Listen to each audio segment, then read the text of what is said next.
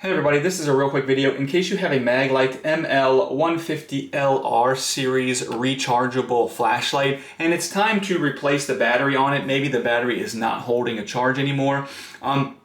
Or also, if you want to have spare batteries so that you can just, when the battery goes dead, you can actually just swap out a battery and then you can kind of keep using this flashlight. It's also nice to have an extra battery as well. And you're getting a little bit of sticker shock if you actually buy the battery from Maglite itself. You can get these batteries aftermarket for quite a bit cheaper. I'll put a link in the description for a compatible battery. It's about 25 bucks. Shipping is free and it's really easy. As shown here, you just kind of unscrew the base and pull that battery out.